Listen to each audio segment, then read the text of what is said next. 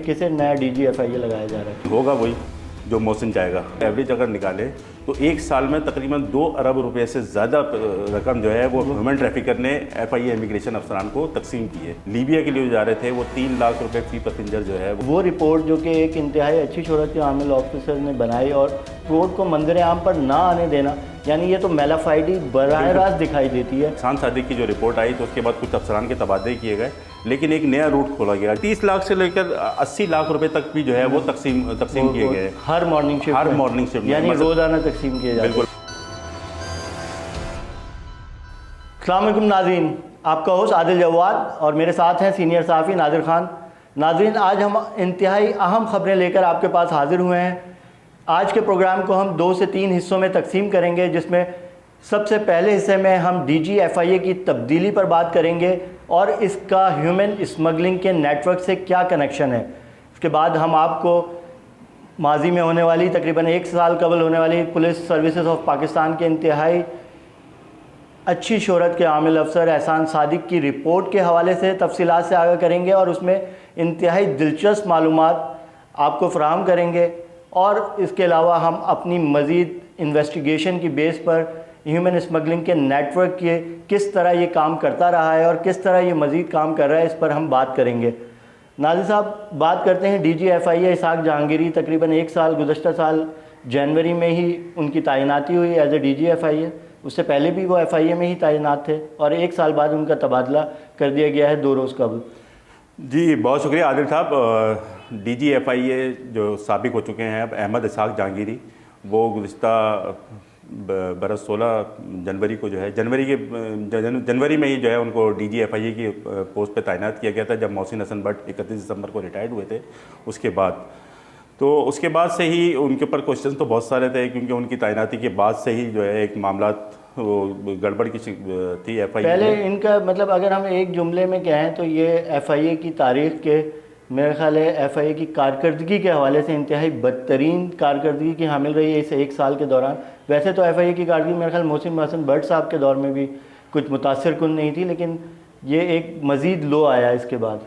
जी हाँ, उसमें 2-3 तरह के मसाइल इनके दौर में रहे हैं। एक FIA ह्यूमन ट्रैफिकिंग का तो एक था ही मामला, और उसके साथ जो है साइबर क्राइम, क्योंकि ये खुद जो है वो additional director general cyber crime जो है वो 1.5 साल 2 साल तक रहे थे, और उसके बाद ही इनको जो है DGFIA तैनात किया गया था।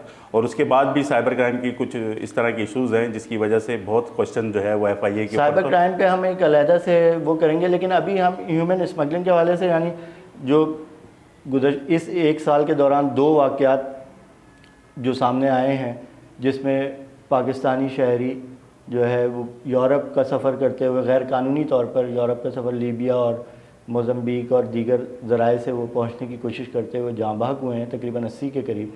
और इससे पहले एक तकरीबन 2023 में एक वाक़या हुआ था कि जिसमें तकरीबन 185 पाकिस्तानी जाँ बहक हुए थे। तो ये वो मामला है जिसने हुकूमत को हिला के रख दिया। मौजूदा हुकूमत जो शहबाज शरीफ की हुकूमत है, यानी वो इसको बहुत सीरियस ले रहे हैं और इसी की वजह से इन पे खासा दबाव भी था। जी, अहमद इसाक जहांगीरी पर जो अगर एक इल्ज़ाम अगर हम आयद किया जाए तो उसमें बड़े इल्ज़ामात में एक इल्ज़ाम ह्यूमन स्मगलिंग के हवाले से भी यही रहा है, जिसकी वजह से उनकी तब्दीली की बड़ी वजह बनी है। उसकी एक बेसिक वजह यह है कि जून 2023 में जो हादसा कश्ती को हादसा पेश आया था, जिसमें 285 पाकिस्तानी जो है वो जाँ बहक हुए थे, उसकी हवाले से एहसान सादिक की एक रिपोर्ट है, बहुत उसका चर्चे हैं पूरी FIA में। लेकिन वो रिपोर्ट 2023 की दिसंबर तक जो है वो DGFIA ऑफिस पहुंच चुकी थी, लेकिन मोहसिन हसन भट्ट की तब्दीली के बाद जब जनवरी में इनकी पोस्टिंग हुई तो इनका सबसे पहला काम था कि उस रिपोर्ट के ऊपर जो है वो कार्रवाई करते हैं और उसकी, लेकिन उस रिपोर्ट को दबाया गया और आज तक भी उसको मंजर आम पर आने से रोकने की कोशिश की जाती है। हाँ, वो दिसंबर 2024 तक उसको दबाया गया और 16 दिसंबर को जब हादसा पेश आया दूसरा, जब ग्रीक में, तो उस वक्त वो वज़ीर आज़म ने उसी रिपोर्ट के हवाले से पूछा उनसे, तो फिर तब बातें सारी खुली कि भाई ये इतने अरसे तक 1 साल तक इस रिपोर्ट को मतलब इससे तो एक नेक्सस लगता है कि FIA के जो हायर टॉप हायरार्की है और ह्यूमन स्मगलिंग की जो माफिया है, उनका एक नेक्सस दिखाई देता है कि यानी इतनी कोई वो रिपोर्ट जो कि एक इंतहाई अच्छी शोहरत के हामिल ऑफिसर ने बनाई, और उस रिपोर्ट का खैर वो चाहे कैसी भी थी, लेकिन उस रिपोर्ट को मंजर आम पर ना आने देना, यानी ये तो मेलाफाइडी बराह रास्त दिखाई देती है। इसमें देखिए ना, दो तरह के मामला थे। एक तो वो रिपोर्ट जो हिडन रखी गई, और उसके बाद जब दिसंबर 2024 में एक और हादसा हुआ, फिर 16 जनवरी 2025 को जो हादसा हुआ, तो जो 16 जनवरी 2025 को जो हादसा हुआ वो एक बड़ी वजह इनके ऊपर बनी। उसकी वजह ये थी कि जब एहसान सादिक की जो रिपोर्ट आई तो उसके बाद कुछ अफसरान के तबादले किए गए, लेकिन एक नया रूट खोला गया जो सेनेगाल का रूट जिसको कहते हैं, कि वो सेनेगाल के लिए वो कराची एयरपोर्ट से ही ज़्यादा पैसेंजर उसमें गए। तो वो रूट फिर इन्हीं की, जब ये DGFIA खुद तैनात थे तो वो इन्हीं के अंडर में के ज़ेर निगरानी हुआ, और ये मतलब इन्होंने उस पर एक तरह से अपनी आशीर्वाद रखी, उनकी कार्रवाई नहीं की। बस बहरहाल हमने उनके खिलाफ कोई कार्रवाई नहीं की गई। तो वो अब, क्योंकि अब अगर जब जनवरी 2025 में जब हादसा हुआ तीसरा, तो उसके बाद दोबारा इन्होंने इम्प्लीमेंट शुरू कर दिया उसके पर, और उनके कुछ अफसरान को जो है तबादला, लेकिन उसमें भी उन्होंने डायरेक्टर और डिप्टी डायरेक्टर को बचाने की कोशिश की, और निचले जो सब इंस्पेक्टर और इंस्पेक्टर लेवल तक के जो को बरतरफ कर दिया। तो उसी पर वज़ीर आज़म ने दोबारा क्वेश्चन किया कि भाई जब उस एहसान सादिक की रिपोर्ट के ऊपर इम्प्लीमेंट आपने क्या किया? उस रिपोर्ट के हमारे पास वैसे तो इस हवाले से मेरे ख्याल इस 2 साल के दौरान कुछ 4 से 5 इंक्वायरी रिपोर्ट्स बनी, जिसमें एक एहसान सादिक की सबसे काबिल ज़िक्र रिपोर्ट है जिसको आज तक मंजर आम पर नहीं आने दिया गया। उसके बाद एक ADG साउथ कराची की निगरानी में एक बनी, एक डायरेक्टर साइबर क्राइम ने की, और एक फेडरल गवर्नमेंट के कुछ अफसरान पर मुश्तमिल एक रिपोर्ट भी। बिल्कुल, वो 4-5 किस्म की अलग-अलग इंक्वायरी हुई, जिसमें हाल ही में जो 2 हादसा हुए हैं वो तो इंटीरियर मिनिस्ट्री की जो है वो ऑर्डर के ऊपर, और उसमें जो है इंटीरियर मिनिस्ट्री के अफराद ही जो गए हैं, जिसमें फॉरेन ऑफिस के भी कुछ लोग हैं जो मराकश भी गए और जो यूनान भी गए, और उन्होंने वहाँ पर लोगों से बात भी की और इस चीज़ के बारे में मालूमात भी की, और हाल ही में वो रिपोर्ट उन्होंने वज़ीर आज़म हाउस में भी पेश की है। लेकिन जो DGFIA के अंडर में जो को मेरे ख्याल पेश की गई, और पेश की गई उसी दिन जो है वो उसके 2 दिन बाद मेरे ख्याल इनका DGFIA को हटाया गया होने से। और उसकी बड़ी वजह यह है कि जो 3 इंक्वायरियाँ जो FIA की इंटरनल इंक्वायरियाँ थी, जिसमें एक एहसान सादिक की टॉप इंक्वायरी थी, और director south FIA cyber crime की निगरानी, 2 FIA डायरेक्टर्स की निगरानी में बनने वाली रिपोर्ट तो थी। इनकी क्या वो है, इसमें क्या ऐसा नेक्सस इन रिपोर्ट्स में दिया गया जिसको छुपाने की कोशिश की गई? बिल्कुल ऐसा ही है। और अगर हम इसमें सबसे पहले तो जून 2023 में जो हादसा पेश आया था लीबिया, जो सबसे बड़ा मामला था जिसमें 285 अफराद जाँ बाग हुए थे, उस रिपोर्ट के बारे हम बात करें तो उसमें बड़े हौलनाक किस्म के जो है वो इंकशाफात हुए थे। और उसी हम कुछ रिपोर्ट्स की अगर हम उसमें लुब्बे लुबाब पेश करें 3-4 रिपोर्ट्स के हवाले से, तो उसमें बड़ा नेक्सस बताया गया है जो FIA इमिग्रेशन के अफसरान और ह्यूमन ट्रैफिकिंग के दरमियान जो है वो बड़ा नेक्सस है। और हम खुसूसी तौर पर कराची एयरपोर्ट की अगर बात करें तो 2022 अक्टूबर से लेकर सितंबर 2023 के दरमियान में जो है 1 साल के दौरान कोई 6100 अफराद जो है वो कराची एयरपोर्ट से लीबिया गए और एक ही किस एयरलाइन के जरिए गए? फ्लाई दुबई जो है उसमें ज़्यादातर 90% से ज़्यादा जो है लोगों ने जो सफ़र किया है वो फ्लाई दुबई से सफ़र किया है। तो ये एक बड़ा मामला रहा है। और अगर हम उसका एवरेज अगर निकाला जाए तो योमिया 21 मुसाफिर जो है वो रोज़ाना 1 साल तक सफ़र किया है लोगों ने। और इस नेक्सस में अगर हम मज़ीद अगर इसके ऊपर डिटेल जो हमें मुख्तलिफ रिपोर्ट्स के ज़रिए से मिली, उसमें बहुत पैसा इन्वॉल्व हुआ।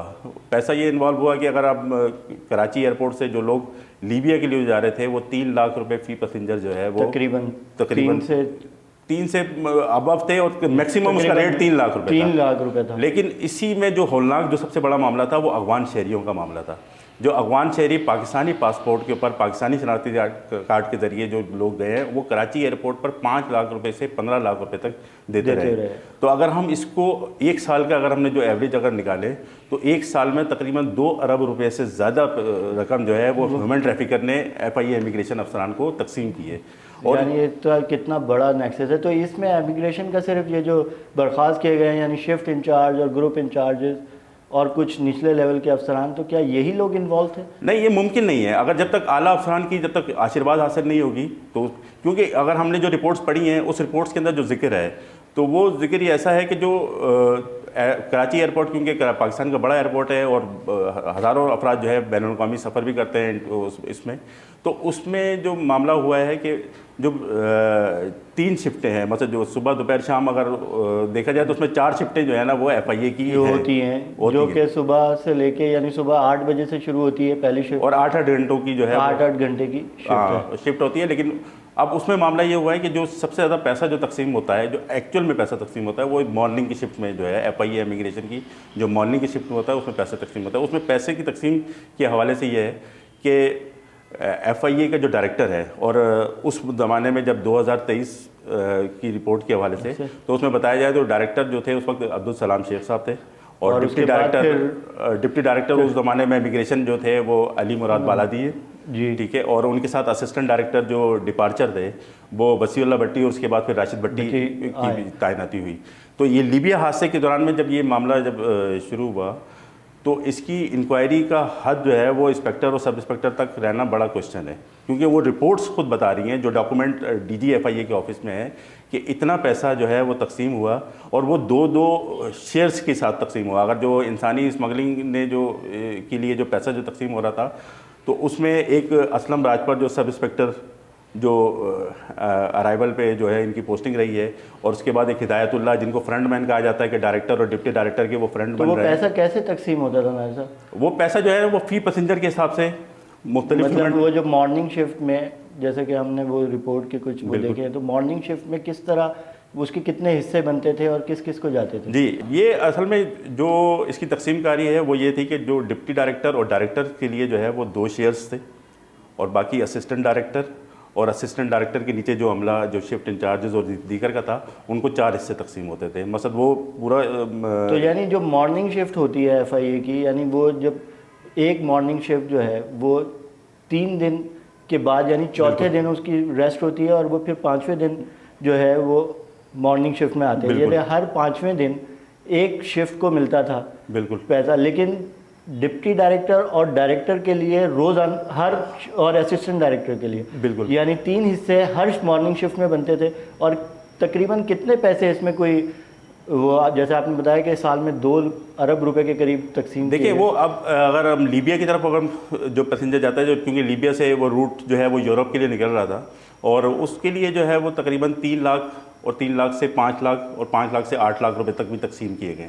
लेकिन जो अफगान शहरियों का मामला था वो 5 लाख से 15 लाख रुपए तक का रेट। नहीं, एक मॉर्निंग शिफ्ट में कितने पैसे की एक तकसीम किया जाता था उसमें, कि एक मॉर्निंग शिफ्ट में अमूमी तौर पे जो हमने रिपोर्ट पढ़ी कि 30 लाख से तकरीबन 70 लाख, हाँ तकरीबन 30 लाख से लेकर 80 लाख रुपए तक भी जो है वो तकसीम किए गए हर मॉर्निंग शिफ्ट में, यानी रोजाना तकसीम किए जाते हैं। बिल्कुल, और उसी हिसाब से हमने जो औसत जो निकाली है वो तकरीबन साल की जो 2 अरब रुपए से ज़्यादा निकल रही है। अगर हम 50 लाख रुपए भी इसको फिक्स कर देंगे, भाई 50 लाख रुपए भी अगर ले रहे थे तो 2 अरब रुपए से ज़्यादा वो तकसीम किए गए हैं।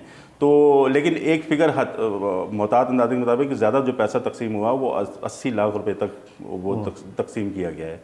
तो और उसके अंदर डायरेक्टर का हिस्सा होता था, उसमें डिप्टी डायरेक्टर का, असिस्टेंट डायरेक्टर का, बिल्कुल, और शिफ्ट इंचार्ज, और उसके बाद शिफ्ट इंचार्ज, और उसके बाद नीचे उसके अमले को, यानी 3 हिस्से, यानी शिफ्ट इन तीनों को तो हर मॉर्निंग में मिल रहे हैं। यानी 30 से 50 लाख 80 लाख जो भी पैसे मिल रहे हैं उसमें इनके 2 हिस्से हर शिफ्ट में, यानी रोजाना इन्हें ये पैसों का हिसाब मिलता था। तो ये तो बहुत ही बड़ी फिगर चली जाएगी, और ये तो अगर देखें, अगर लीबिया और इतनी बड़ी लेवल के अफसरान अगर इस तरह की इंसानी, देखिए सबसे बड़ा इशू ये था कि लीबिया एक जंगज़दा इलाका, जहाँ के लिए जो है वो वैसे ही बहुत सारी SOPs जारी होती हैं इंटरनेशनल ट्रैवलिंग के हवाले से कि आप वहाँ सफ़र करने से मोहतात करें, और वो जंग जो है वो जंगज़दा इलाका जो है वो जितने भी इंसानी स्मगलर हैं उनकी जन्नत बना हुआ है, और वहाँ के लिए जो है पाकिस्तान से पैसेंजर कराची एयरपोर्ट से लीगल तरीके से क्लियर हो रहे हैं। तो ये कोई तो ये IBMS का रिकॉर्ड ही आपको बता देता है, यानी अब तो सारे कंप्यूटराइज है जो FIA का जो सॉफ्टवेयर है जिसमें वो इमिग्रेशन करते हैं IBMS, उसके अंदर से तो आप सारे ट्रेंड्स देख सकते हैं कि क्या ट्रेंड्स है, लोग कहाँ जा रहे हैं।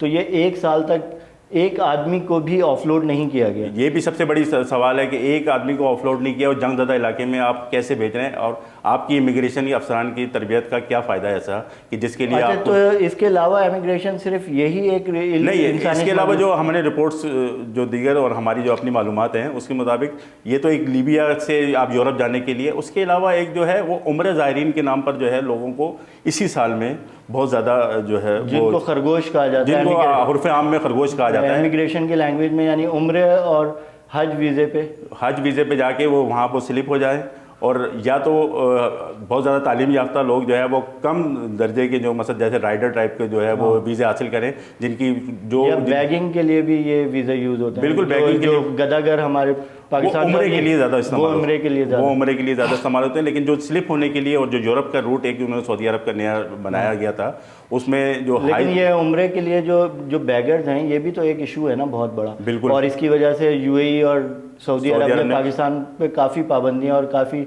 रिस्ट्रिक्शंस भी लगाई हैं। खासतौर पे दुबई ने तो वीज़ा देना ही बंद कर दिया। बिल्कुल बिल्कुल। और सऊदी अरब ने भी तो अब बहुत ज़्यादा पाबंदियां लगानी है। आप उम्रा भी आपके लिए जो है वो इतना आसान नहीं रहा कि आपको उम्रे का वीज़ा तो ये जो उम्रे का यानी ये जो खरगोश का काम था, ये इसकी क्या? जी, इसमें जो है हमारी जो मालूमात है उसमें कुछ जो है वो ट्रैवल एजेंसियां हैं जो कैंट स्टेशन, कराची के कैंट स्टेशन पर जो उनके दफातर हैं, उनमें अगर हम कुछ जो एजेंसीज़ के जो रिपोर्ट्स में जो नाम भी हैं उसमें एक जो है वो शर्जील ट्रैवल है, और जिसका मालिक जो है वो अज़हर अयूब है, और एक बेनज़ीर शहीद ट्रैवल है जिसके दो मालिकान हैं, सईद एहसान खोड़ो और कलीमुल्ला खोड़ो, और एक सिंध ट्रैवल के नाम से हैं जिनका मुंतज़िर जिनका मालिक है, और एक जो है वो सुनहरी ट्रैवल है। अज़हर अयूब तो सुनहरी अज़हर अयूब सुनहरी ट्रैवल के हैं, और शर्जील ट्रैवल का नूर अहमद शेख साहब है। इसमें बस थोड़ी सी वो कन्फ्यूजन हो गई।